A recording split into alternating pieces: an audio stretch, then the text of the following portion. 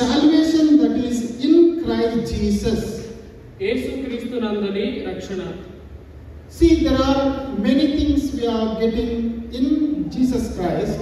మనం యేసు ప్రభులో చాలా వాటిని మనం పొందుకుంటూ ఉన్నాం. If we ask this question, they say, when I pray I got car, when I pray I got home, like etc. Many things as a believers we glorify the Lord. మనం విశ్వాసులుగా మనం ఆయన అడిగినప్పుడు మనకి ఆయన కారును ఇల్లుని ఏదో ఒకటి దయచేసినప్పుడు ఆయన్ని మనం మహిమపరుస్తూ ఉంటాం.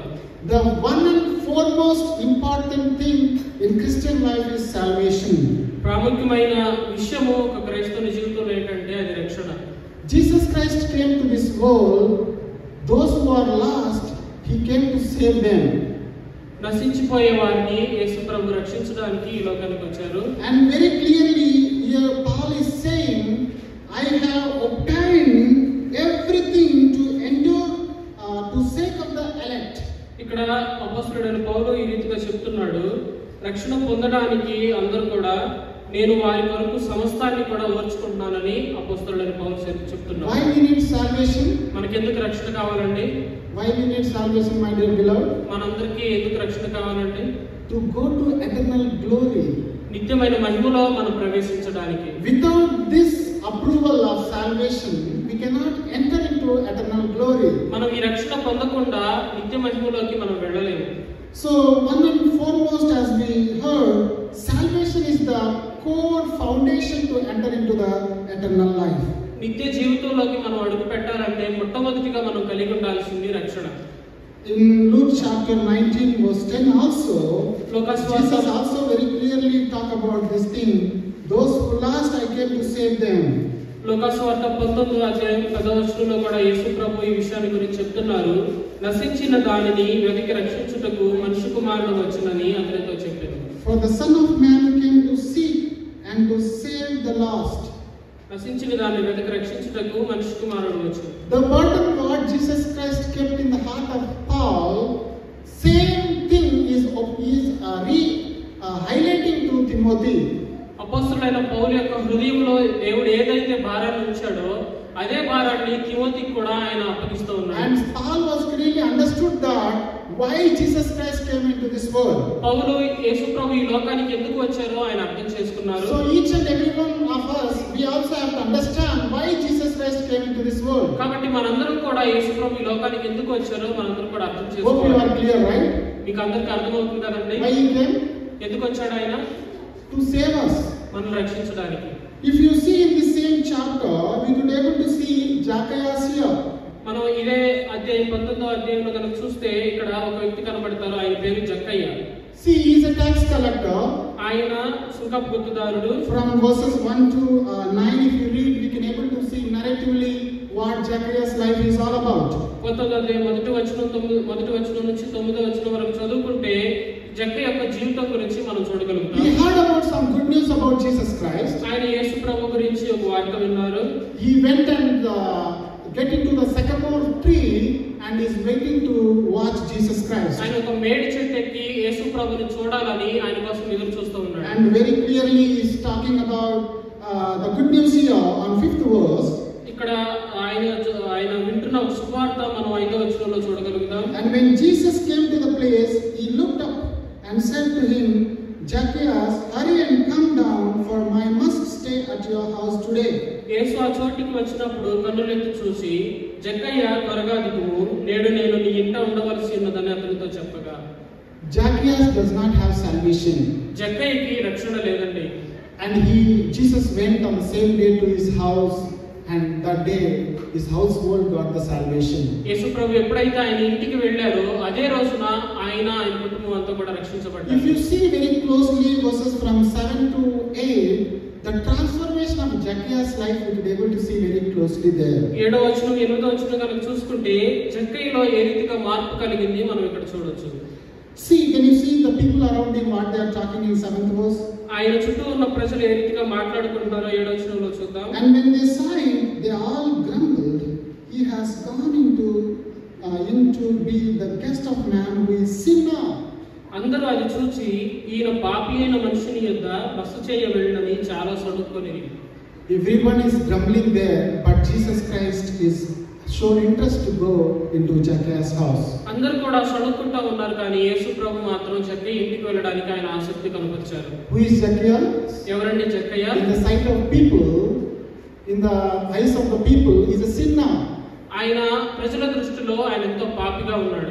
But in the eyes of the Lord Jesus Christ, కానీ యేసు ప్రభు యొక్క దృష్టిలో how Zacchaeus is looking in the eyes of the Lord Jesus Christ? జక్కయ్య ఏ రీతిగా కనబడుతున్నాడండి యేసు ప్రభు దృష్టికి? He is looking his soul as a very important. ఆయన జక్కయ్య యొక్క ఆత్మను చూస్తా ఉన్నారు. And if you see from 8 to 9 verses, he changed completely his life.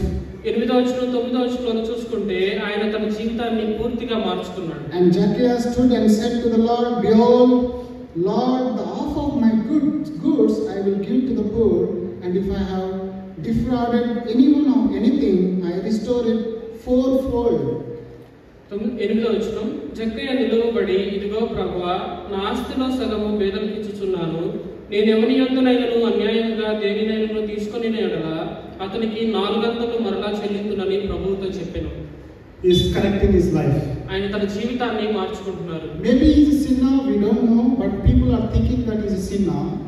ఆయన పాపిగా ఉన్నాడో లేదో మనకు తెలియదు, కానీ ప్రజలందరూ కూడా ఆయన పాపని చెప్తా ఉన్నారు. But one thing, before we get into the salvation experience, his life got changed. ఆయన రక్షణ అనుభవాన్ని పొందక ముందు తన జీవితం మారింది. See, Jesus, if you see verse 1 of 19th chapter of Luke, he entered to Jericho and was passing through. He is just passing through Jericho. ఆయన 19వ అధ్యాయం 1వ వచనం చూసుకుంటే యేసు ప్రభు యెరికో పట్టణం గుండా మామూలుగా ప్రవేశిస్తూ ఉన్నాడు. And he is having some purposes. ఆయనకి కొన్ని ఉద్దేశాలు ఉన్నాయి. And that day the purpose is to save the Zacchaeus life. ఆ రోజు ఉద్దేశం ఏంటంటే జక్కయ్య యొక్క జీవితాన్ని రక్షించడానికి. My dear beloved, we also like life of Zacchaeus. Many times we also did many sins in our life. మనం కూడా చాలా సార్లు జక్కయ్య యొక్క జీవితం లాగే ఉంటుంది. మన జీవితం కూడా చాలా సార్లు దేవునికి వ్యతిరేకంగా నడుచుకున్నాం. Maybe your friend or your family relative, somebody shared the good news about Lord Jesus Christ. మీ బంధువుల్లో కానీ లేదంటే మీ స్నేహితుల్లో కానీ యేసు ప్రభు గురించిన శుభవార్త మీకు తెలియజేసి ఉండొచ్చు. That's the reason you got the salvation experience. కాబట్టి ఈ రోజున మనం రక్షణ పొందుకొని ఉన్నాం. And that person, the family member or the friend, do you know who sent to you? ఆ బంధువులు కానీ ఆ స్నేహితులు కానీ ఎవరండి మీ దగ్గరికి నడిపించింది? There are some invitations around you coming. Your maybe close friend or some classmate or college mate are inviting you. It is not like they are asking, but in the heart of them, Lord Jesus Christ kept the burden to save you and me. ఎవరైనా కానీ మన బంధువులు కానీ స్నేహితులు కానీ మనల్ని ఆహ్వానించినప్పుడు అది వాళ్ళేదో ఆహ్వానించినట్టుగా కాదు, కానీ యేసు ప్రభు వాళ్ళ హృదయాల్లో ఆ భారం ఉంచి మనం రక్షించబడడానికి వాళ్ళు ప్రయాసపడుతున్నారు. Yeah, that is very great thing we all have to remember. మనం గుర్తుపెట్టుకోవాల్సిన విషయం అదే. So the day entire life of Zacchaeus got changed. ఆ రోజున జక్కయ్య యొక్క జీవితం మొత్తం కూడా మారిపోయింది. So we also have to praise Lord that because of somebody's gospel we have also saved. మనం కూడా దేవుని స్తుతించాలి. మనం కూడా ఎవరో ఒకరు స్వార్థ చెప్పారు, మనం రక్షణలోకి నడిపించబడ్డాం కాబట్టి. So we have to be very thankful that in the eye of the Lord we are also as a chosen person. దేవుని యొక్క దృష్టిలో మనం కూడా ఏర్పరచబడిన వారిగా మనం ఉన్నాం. So now God, after getting salvation, is transforming us in the image of His own Son. మనం రక్షించబడిన తర్వాత దేవుడు తన సొంత కుమారుడైన యేసు ప్రభు యొక్క స్వరూపంలోకి మనల్ని మార్చాలనుకుంటున్నాడు. Let's turn to Romans chapter 8 verse 29. రోమీయులకు రాసిన పత్రిక 8వ అధ్యాయం 29వ వచనాన్ని ఒకసారి చదువుకుందాం.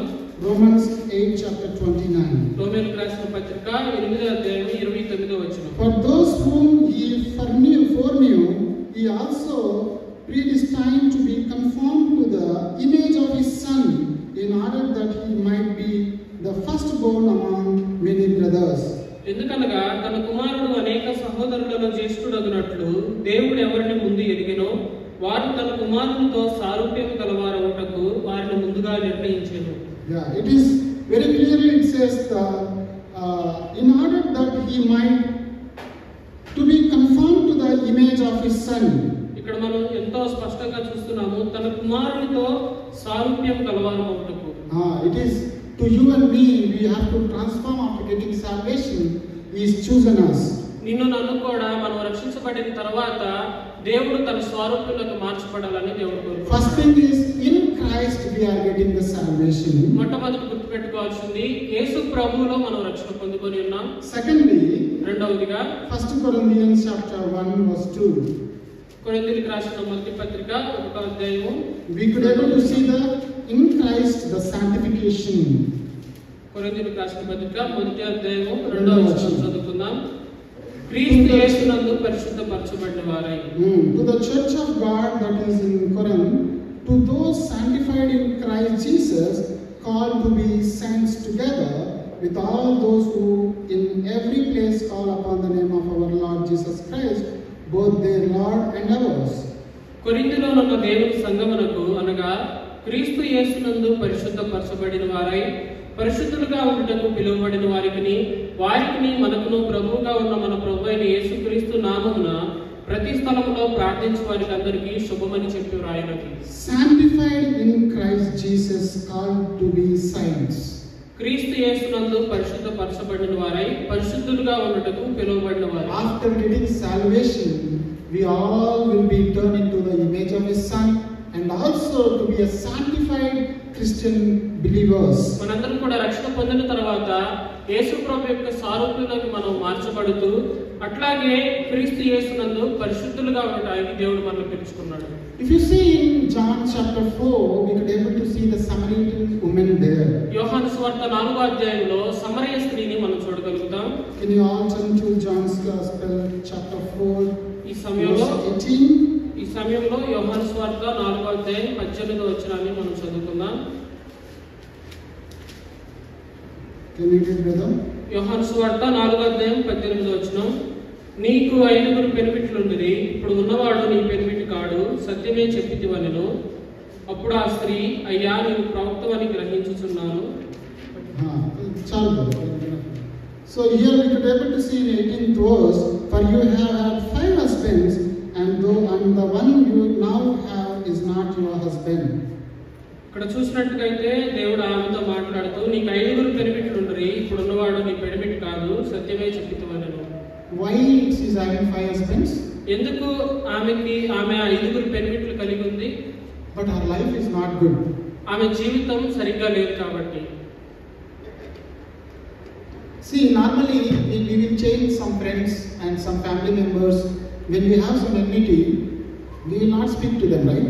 మనం కొన్నిసార్లు మనకి శత్రుత్వం, మనం స్నేహితులతో కానీ బంధువులతో కానీ శత్రుత్వం కలిగి ఉన్నప్పుడు వాళ్ళని మార్చేస్తూ ఉంటాం. For example, if we ask some money, if they say we don't have, then we won't go to their house.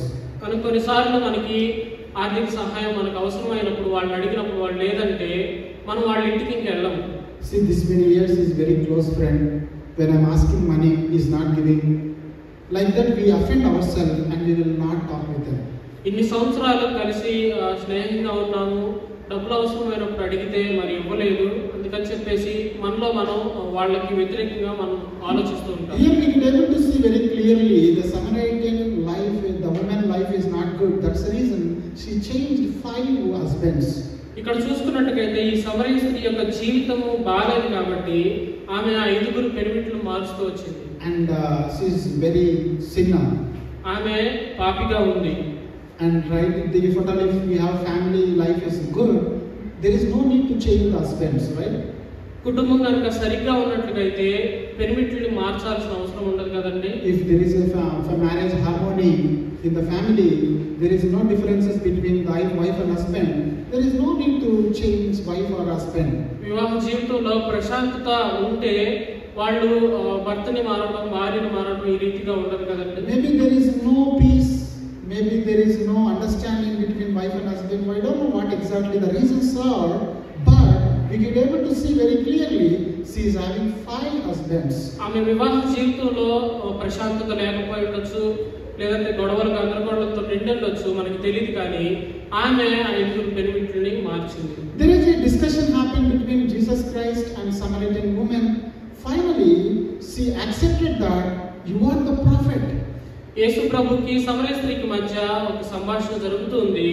చివరికి ఆమె అంటూ ఉంది, నువ్వు ప్రవక్తవని గ్రహిస్తున్నాను అని అంటుంది.